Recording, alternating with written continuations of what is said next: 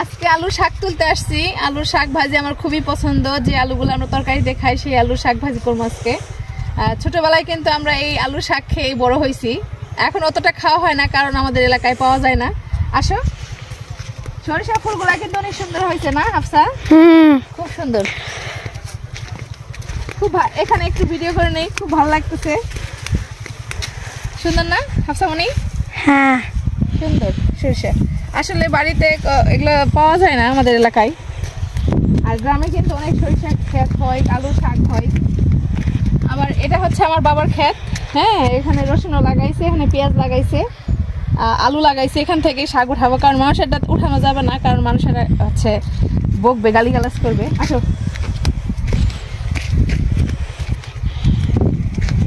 এই যে পেঁয়াজ কলি একটু নিচে দেখাও।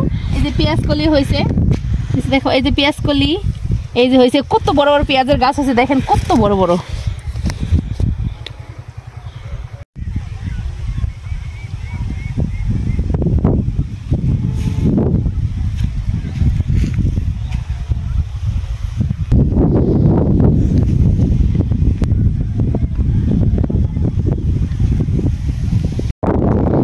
এই আলুর শাকগুলা ভাজি খাইতে আমার খুবই ভালো লাগে, কারণ আসলে ছোটবেলায় এগুলা খেয়ে খেয়ে বড় হয়েছি।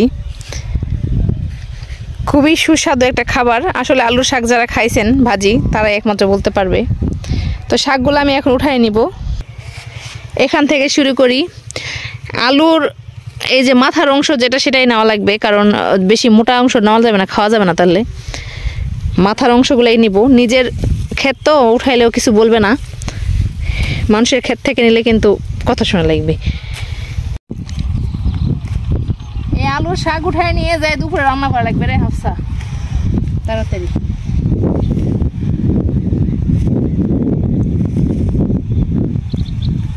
আলুর শাক ভাজি আর পাতলা ডাল কি যে ভাল লাগে খাইতে।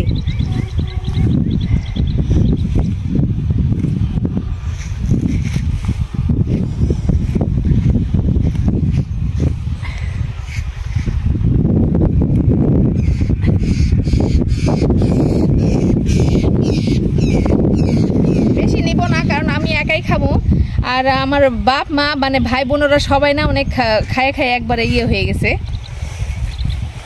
ঠিক আছে, অল্প একটুই নেব, বেশি উঠাবো না। খাওয়া পারি না, ভালো লাগে।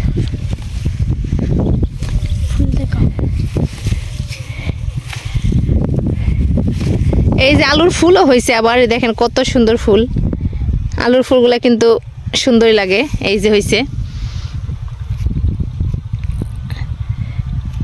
এই যে আলুর ফুল, আলু ঘাটি। আলু ঘাটি খুব স্বাদ।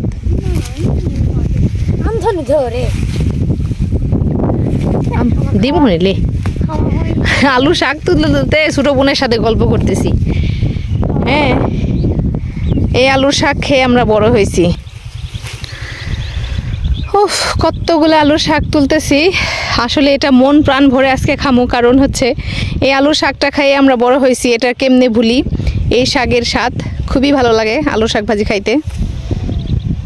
হাতের কাছে পাইলে আপনারাও খেয়ে দেখবেন, অনেক ভালো লাগবে ইনশাআল্লাহ।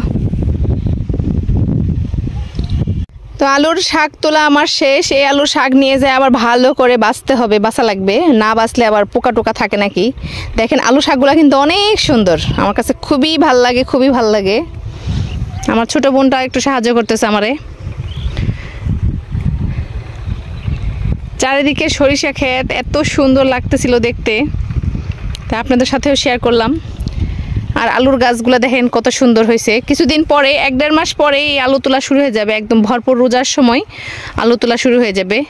পুরা মাঠ আলু আর সরিষা, আলু আর সরিষা। এ পাশে এটা হচ্ছে আমার বড় ভাইয়ের ক্ষেত আর কি, সিম লাগাইছে, আবার হচ্ছে টমেটো, রসুন, পেঁয়াজ। এই দেখেন টমেটোগুলা কত সুন্দর হয়েছে, মাশাআল্লাহ, খুব সুন্দর। গ্রামের মানুষের কোনো সবজি কিনা লাগে না আর কি। আলুর শাক তোলা শেষ, এখন আমরা বাড়ি চলে যাবো। যাওয়ার আগে আগে কতগুলো আলুও দেখায় দেই, গাছের আলু নিয়ে নিয়েছি। এখন কটা আলু নেবো, কারণ হচ্ছে আলু হচ্ছে বের হয়ে আছে। এই যে আলু দেখেন কত সুন্দর হয়েছে, আলুগুলাও নিয়ে নিবো।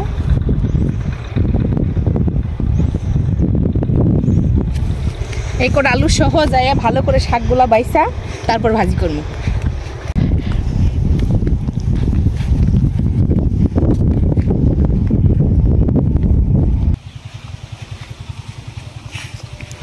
চলো। ছোটবেলায় এই গাছের নিচে বসে বসে আমরা আগে বাতাস খাইতাম।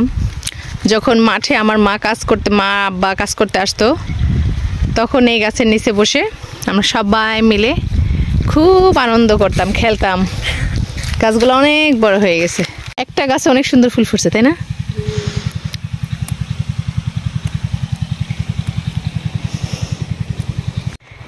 এটা হলো শালগম গাছ। কি সুন্দর হয়েছে শালগম, ফাটাফাটি দেখতে, মাশাআল্লাহ। উঠাবো নাকি রে? শালগম গাছ আগে দেখছিলাম না, আজকে দেখলাম। এখানে একটা ধরছে, এটা অনেক সুন্দর হয়েছে শালগমটা।